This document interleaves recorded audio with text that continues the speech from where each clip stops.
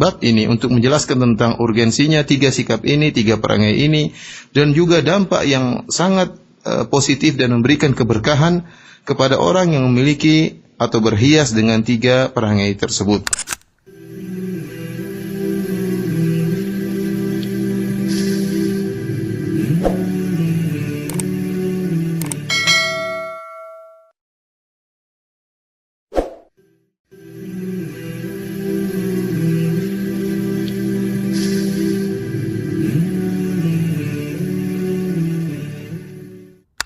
بسم الله الرحمن الرحيم. الحمد لله رب العالمين، وأشهد أن لا إله إلا الله وحده لا شريك له، وأشهد أن محمدا عبده ورسوله صلى الله وسلم عليه وعلى آله وأصحابه أجمعين.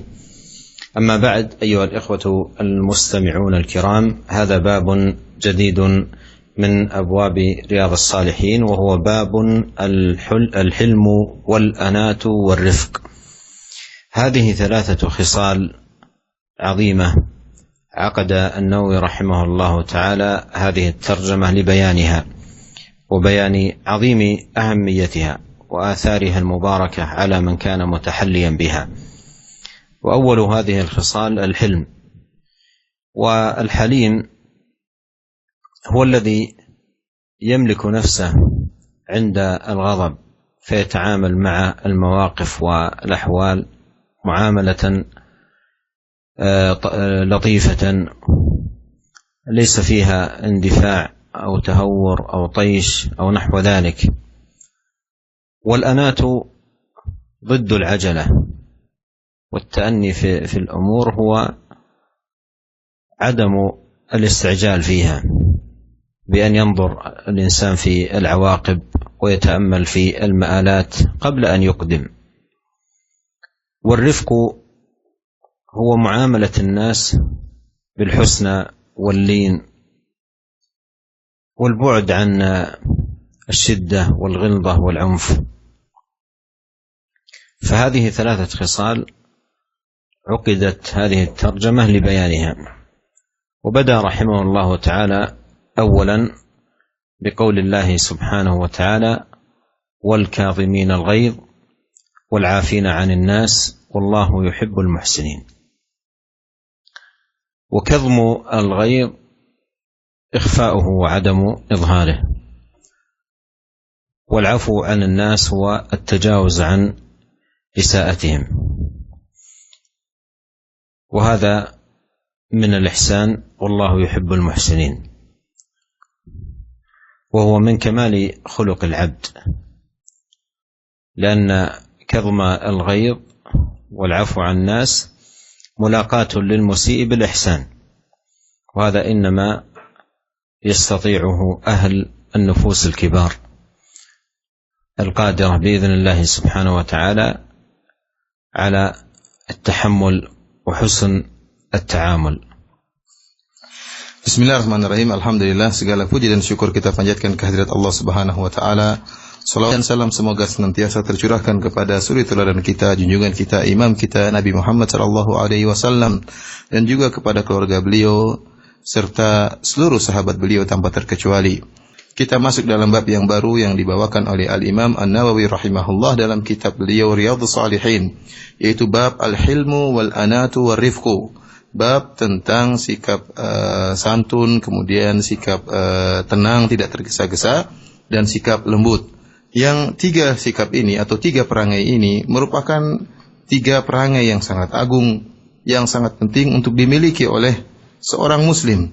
Al-Imam An-Nawawi rahimahullah menyebutkan tentang bab ini untuk menjelaskan tentang urgensinya 3 sikap ini, 3 perangai ini, dan juga dampak yang sangat positif dan memberikan keberkahan kepada orang yang memiliki atau berhias dengan 3 perangai tersebut.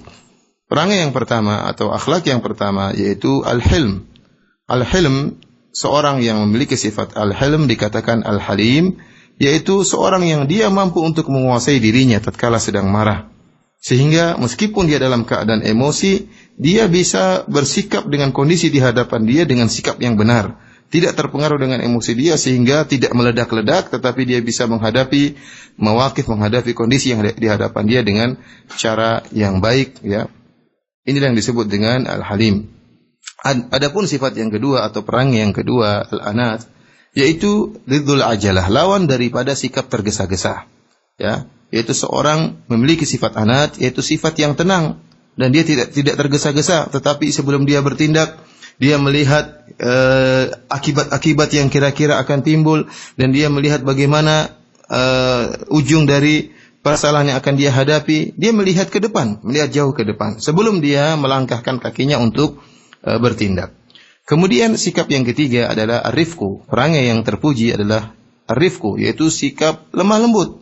Bagaimana seorang bermuamalah dengan orang lain dengan cara yang lembut, ya, cara yang santun dan jauh dari sikap keras dan sikap sikap kasar, tetapi dengan cara sifat yang lembut tatkala bermuamalah dengan orang lain. Al-Imam An-Nawawi rahimahullah memulai babnya dengan membawa firman Allah Subhanahu wa taala, "Wal kadhiminal ghaidha wal 'afina 'anil nas wallahu yuhibbul muhsinin." Yaitu orang-orang yang mereka meredam, menahan amarahnya. Wal 'afina 'anil nas, dan orang-orang yang memaafkan kesalahan orang lain. Wallahu yuhibbul muhsinin. Sungguhnya Allah Subhanahu wa taala mencintai orang-orang yang berbuat kebaikan, berbuat ihsan. Kadhmul ghaidh, menahan amarah, yaitu menyembunyikannya. Tidak menampakkan amarah tersebut. Dia bisa mengendalikan dirinya sehingga menyembunyikan amarah tersebut. Adapun al-afu, memaafkan, yaitu tidak membalas orang yang berbuat keburukan kepada dia, ya, tidak berbuat buruk kepada orang yang berbuat buruk kepada dia, akan tapi bersikap baik terhadap orang tersebut. Oleh karenanya, kedua sikap ini, menahan amarah dan memaafkan orang lain, termasuk dari perbuatan ihsan, perbuatan baik, yang Allah Subhanahu wa taala menyukai orang-orang yang seperti ini. Kata Allah, wallahu yuhibbul muhsinin. Allah mencintai orang-orang yang berbuat ihsan, yang menahan amarahnya dan juga memaafkan orang lain. Oleh karenanya, dua sifat ini merupakan menunjukkan akan kesempurnaan akhlak seseorang. Karena dua sikap ini adalah bagaimana seorang bisa membalas keburukan dengan kebaikan. Membalas keburukan dengan kebaikan, ya. Orang membuat dia marah, dia bisa menahannya. Orang yang berbuat salah sama dia memaafkannya. Dan tidak mungkin bisa melakukan dua perangai ini kecuali ashabun nufusul kibar, kecuali orang-orang yang memiliki jiwa yang kuat, jiwa yang besar, bukan orang-orang yang jiwanya kecil yang mudah marah dengan sedikit kesalahan. ثم أورد قول الله سبحانه وتعالى خذ العفو وأمر بالعرف وأعرض عن الجاهلين. وهذه الآية الكريمة أيها الإخوة المستمعون الكرام آية جامعة وعظيمة في باب الأخلاق وما ينبغي التعامل به مع الناس. وأتت هذه الآية على جماع ما ينبغي أن يكون في هذا الباب، وهو ينتظم في أمور ثلاثة. الأول أخذ العفو، والمراد بالعفو ما سمحت به نفوس الناس وسهل عليهم من الأعمال والأخلاق. ومن المعلوم أن الناس يتفاوتون في طبائعهم، هذا سمح وهذا غليظ وهذا عنيف وهذا غليظ وهذا إلى آخره، فيأخذ من أخلاق الناس ما سمحت به أخلاقهم سهل عليهم، وهذا يصبر عليه، وهذا يدفعه بالتي أحسن، وهذا يشكره على لطفه، وهكذا. والأمر الثاني الأمر بالعرف، والمراد بالعرف كل قول حسن وفعل جميل وخلق كامل مع القريب والبعيد والقاسي والداني. والأمر الثالث الإعراض عن الجاهلين، لأنه سيلقى من الناس ما يلقى من الجهال والسفهاء والحمقى من الأذى ونحو ذلك، فخير له في هذا المقام أن يعرض عن الجاهلين، أي من كانوا متصفين بالجهل عنفا وحماقة وسبابا وشتاما، كل هؤلاء يعرض عنهم، وبإذن الله سبحانه وتعالى يحمد العاقبة. Kemudian Al-Imam Nawawi rahimahullah membawakan ayat yang kedua, yaitu firman Allah Subhanahu wa taala, "Khudhil afwa wa'mur bil 'urfi wa a'rid 'anil jahilin." yaitu bersikaplah memaafkan dan perintahlah kepada perbuatan yang ma'ruf yang baik, wa a'rid 'anil jahilin, dan berpalinglah engkau dari orang-orang yang jahil, orang-orang yang bodoh. Para pemirsa yang dirahmati oleh Allah Subhanahu wa taala, ayat yang mulia ini merupakan ayat yang jami'ah, yaitu ayat yang mengumpulkan tentang bagaimana akhlak yang seharusnya bagi seorang muslim, yang bagaimana seorang dengan perangai ini bisa bermuamalah, bergaul dengan orang lain. Akhlak yang mulia tersebut terangkaikan pada 3 perkara, yaitu akhdhul afu, yaitu memaafkan, yaitu berusaha untuk mengambil sikap yang disukai oleh manusia, yaitu bagaimana sifat yang disukai oleh manusia, karena kita tahu bahwasanya manusia ini modelnya macam-macam. Ada yang tabiat mereka berbeda-beda, ada yang memaafkan, ada yang keras, ada yang kencang, ada yang lembut, ada yang suka marah, berbagai macam model manusia. Oleh karena tatkala seorang bergaul dengan manusia, dia berusaha mengambil sifat-sifat yang disenangi oleh manusia. Dia bersabar terhadap si fulan jika si fulan kemudian mengganggunya, kemudian dia terhadap fulan yang lain dia berusaha membalas dengan yang terbaik, terhadap fulan yang lain dia memaafkan. Demikianlah akhlak yang mulia, berusaha mengambil sifat-sifat yang mulia yang disukai oleh masyarakat. Kemudian perangai yang kedua yang disebutkan dalam ayat ini, itu firman Allah Subhanahu wa taala, wa'mur bil 'urf, yaitu perintahkanlah kepada perbuatan yang ma'ruf. Dan al-'urf yaitu seluruh perkataan yang baik, dan juga seluruh perbuatan yang baik. Yaitu dia berusaha berbuat baik terhadap siapa saja, baik terhadap orang yang jauh maupun orang yang dekat dengan dia, baik orang yang kasar maupun orang yang lembut. Dia berusaha bisa bertutur kata yang lembut dan juga bisa bertindak yang baik. Dan yang ketiga kata Allah Subhanahu wa taala, wa a'rid 'anil jahilin, dan berpalinglah engkau dari orang-orang yang jahil. Karena seorang tatkala bermuamalah, berinteraksi dengan masyarakat, dia akan menemukan orang-orang yang jahil, orang-orang yang pandir, orang-orang yang dungu. Ada orang-orang yang keras, tidak karuan, ada yang suka mencaci maki. Orang-orang ini termasuk orang-orang yang jahil.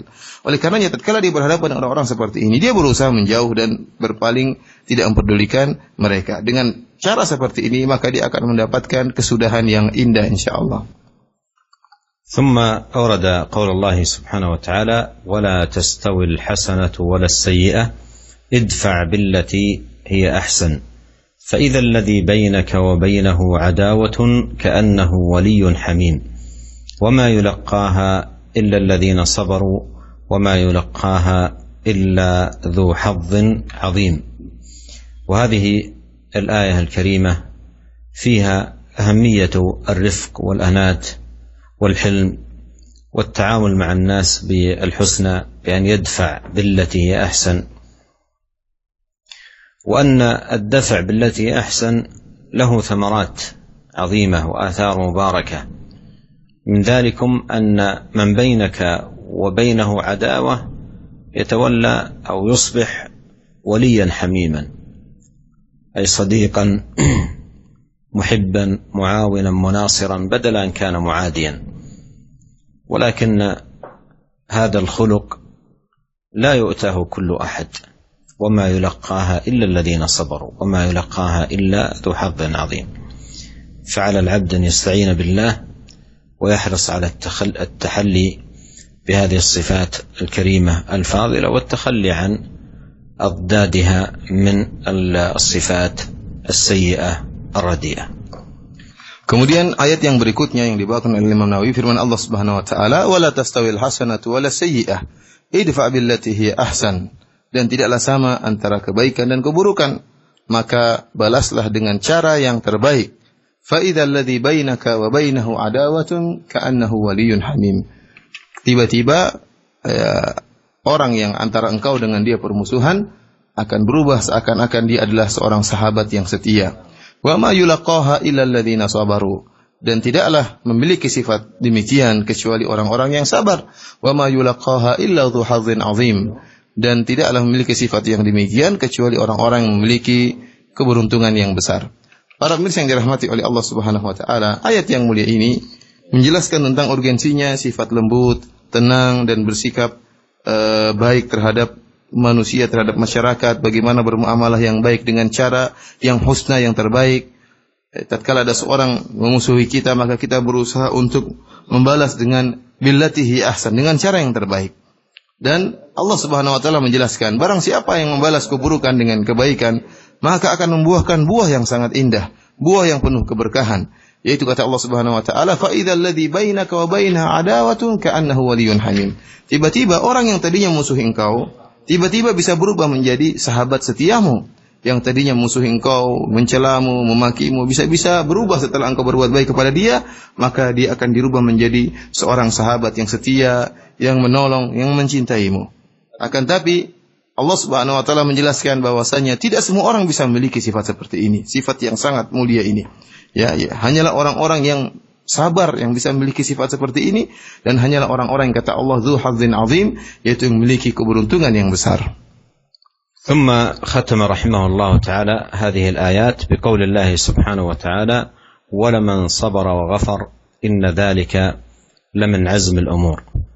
وهذا فيه الحث على الصبر والصفح والعفو عن المسيء وترغيب في ذلك، وبيان أن ذلك الخلق والتحلي به والتأدب به إنما هو من عزم الأمور، أي لمن الأمور العظيمة التي حث عليها الشارع وأكد عليها وأخبر أنه لا يلقاها إلا أولو العزائم والهمم العالية الرفيعة. Kemudian Al-Imam An-Nawawi rahimahullah menutup ayat-ayat dengan sebuah ayat dari Al-Quran, firman Allah Subhanahu wa taala, "Wala man sabara wa ghafara inna dzalika lamin azmil umur." Dan akan tetapi orang yang bersabar dan memaafkan, sungguhnya itu merupakan dari perkara yang baik, ya. Para mirsa yang dirahmati oleh Allah Subhanahu wa taala, dalam ayat ini ada motivasi untuk bersabar dan memaafkan terhadap orang yang berbuat kesalahan. Dan penjelasan bahwasanya sifat seperti ini merupakan akhlak yang sangat mulia, merupakan adab yang sangat tinggi, bahkan min azmil umur, yaitu merupakan perkara-perkara yang tinggi, yang sangat mulia. Dan oleh karenanya kita dapati syariat benar-benar menekankan tentang akhlak yang mulia seperti ini, menjelaskan bahwasanya tidak ada yang memiliki sifat seperti ini kecuali orang-orang yang memiliki keberuntungan yang besar, kecuali orang-orang yang memiliki adab yang sifat-sifat yang sangat mulia.